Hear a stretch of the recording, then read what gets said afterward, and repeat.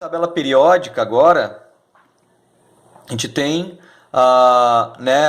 uma classificação dos elementos em 4 partes distintas. Então, nós temos lítio, berílio, alumínio, enfim, esses aqui, todos. Este amarelinho mais forte, esses laranjas, esses aqui embaixo, esses roxinhos, todos são classificados como metais. Eles apresentam brilho, estado sólido na temperatura ambiente, com exceção do mercúrio, que tem um estado líquido aqui, ó, tá? Conduzem bem eletricidade, calor, são maleáveis, né? Então tem várias características aí para colocar esses elementos como metais. Os não metais são esses aqui, tá? Tem as características contrárias às do metal, né? Então, eles não conduzem bem energias, né?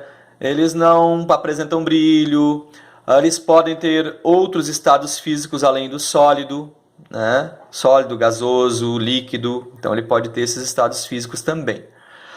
Os gases nobres, eles apresentam uma característica comum, que é justamente possuírem 8 elétrons na sua camada de valência, ou seja, na última camada deles. Quando faz a distribuição dos elétrons, que a gente já vai ver, eles têm 8 elétrons na última camada, tá? Com exceção do hélio aqui, ó, que ele tem somente uma camada, que é a camada K, e ela se completa com 2 elétrons, então ele é estável por isso. Além disso, a gente tem um gás aqui, ó, o hidrogênio, né, que ele é o diferentão. Ele tem características totalmente particulares, né, é incolor, é insípido, ou seja, não tem sabor, né, é inodoro, ele não tem cheiro, então é muito combustível, ele também não pode ser, é pouco solúvel, ou seja, não pode ser diluído tão facilmente assim em água, certo? Na tabela periódica, todas elas vão trazer então uma legenda. Ó. Estão observando aqui a legenda da tabela periódica. Ó. Então essa parte aqui seria o símbolo, então está ali o símbolo. Ó. Vou pegar as 4 partes básicas, né? O número atômico está ali em cima, ó, número atômico em negrito, ali em cima. Nome do elemento e a massa atômica. É o que a gente vai trabalhar agora, aquele primeiro númerozinho, ó. No caso aqui do lantânio, 138,91. Sempre vamos pegar o número inteiro aqui, ó, 138. O vírgula para efeitos de cálculo não se usa, tá? Para a gente facilitar a nossa vida. A tabela ela é distribuída em grupos ou séries. Então, o que seria um grupo? São as 18 colunas, linhas verticais. Ok? Ó, são 18 colunas, desde a coluna 1 até a coluna 18. Esses são os grupos, também conhecidos como famílias químicas. Os períodos são as linhas horizontais. Ó. 2, 3, 4.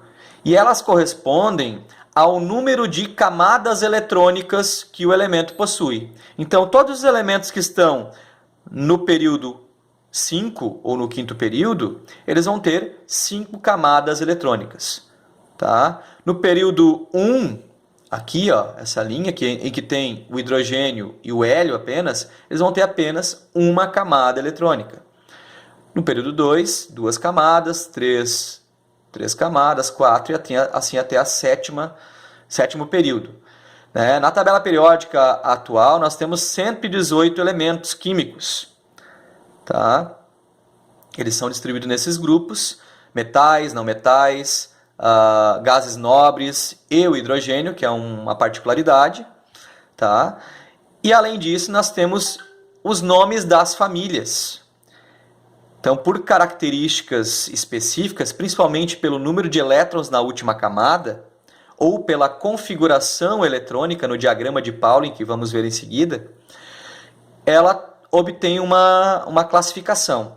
Então, os elementos que estão, com exceção do hidrogênio, né, que não tem família, ele é como é que eu vou dizer, um órfão de família, então ele não tem família, mas no primeiro grupo, aqui na primeira família, nós temos os metais alcalinos.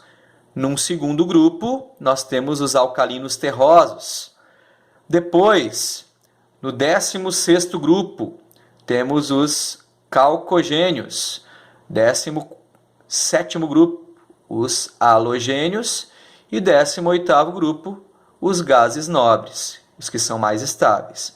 Temos também a divisão dos elementos representativos e os metais de transição.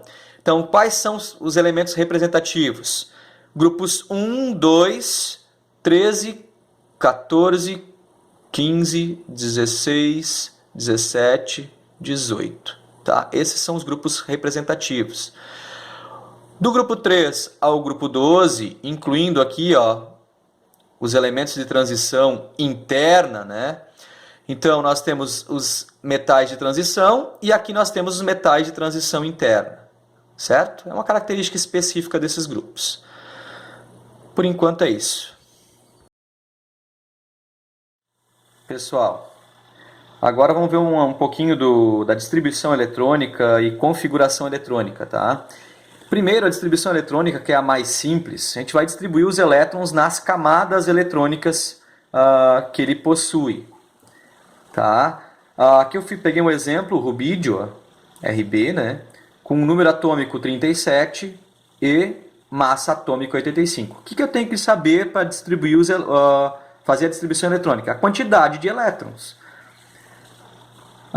Naturalmente, a quantidade de elétrons é correspondente ao número atômico, que é o número de prótons. Então, se eu tenho 37 prótons, eu também tenho 37 elétrons, certo? Para fazer a distribuição dos elétrons, eu vou utilizar as camadas K, L, M, N e O. Por que eu sei que são as 5? Se eu observar o rubídio, a posição dele na tabela periódica, a gente vai ver que ele está no 5º período. Então, ele possui 5 camadas eletrônicas. Eu vou começar a distribuir. A camada K, ela pode, no máximo, 2 elétrons. Então, eu vou colocar aqui 2 elétrons. A camada L, no máximo, 8 elétrons. Na camada M, no máximo, 18. E eu vou somando. 2 mais 8, 10. Mais 18, 28.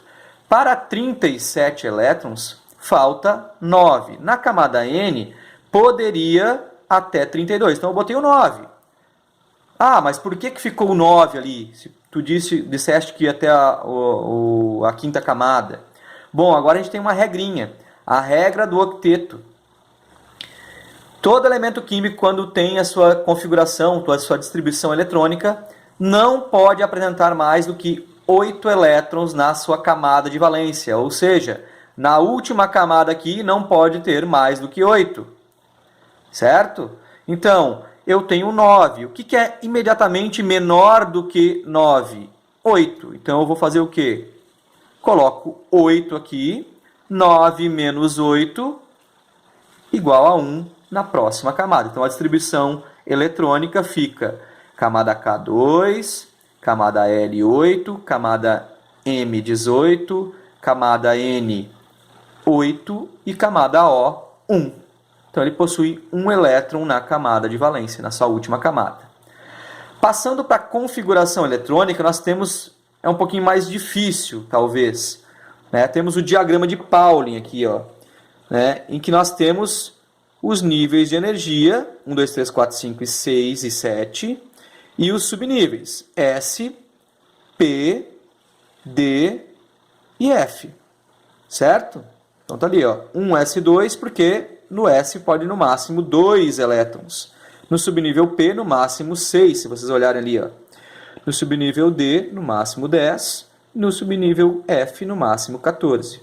Como é que a gente vai fazer essa distribuição? Estão vendo que as flechinhas estão em diagonal aqui? É exatamente o que eu vou fazer. Fazer a sequência. Então, observem bem. Então, eu tenho primeira sequência, 1s2. Segunda, 2s3. 2s2. Terceira, 2p6. A quarta, estou acompanhando aqui, 2p6, estou acompanhando a flechinha. 3s2. Então, o quarto subnível aqui, na verdade, o terceiro nível, 3s2. Ó, tem mais alguma coisa para cá? Não tem, né? Então eu vou para cá, ó. 3p6. Vamos lá. 3p6. Continuando, eu estou aqui, ó, 3p6. Eu vou para 4s2. 4s2. Tem mais que 4s2? Não, vou lá para essa terceira sequência aqui, ó. 3d10. 3d10. Depois, 3d10, ó, 4p6. Vamos contar agora os elétrons, ó. Eu tenho 2 mais 2 é 4, mais 6 é 10, 12, 18, 28, 30, 36. Eu preciso de 37, certo? Então, eu estou no 4p6 aqui, ó. Eu vou pular para o 5s2. Só que o 5 ele pode até 2. Só que eu preciso só de mais 1. Então, eu tenho toda a configuração eletrônica do átomo de rubídio. Se eu somar agora, ó, no nível 1, que é a camada K, conforme está ali, ó, 1, 2, tá? Eu tenho 2 elétrons. Na camada L, que é o nível 2, 2 mais 6, 8. Na camada M, que é o nível 3, 2 mais 6, 8, mais 10, 18. Na camada N, que é o nível 4, 2 mais 6, 8. E na camada O, eu só tenho um elétron, que é o nível 5. Olha como deu igualzinho a distribuição, ó, que eu tinha feito distribuição eletrônica, e a configuração eletrônica. Claro que quando pede-se configuração eletrônica, você tem que botar isso aqui, ó. E a distribuição está feita aqui. Então, tem duas maneiras de fazer a distribuição eletrônica.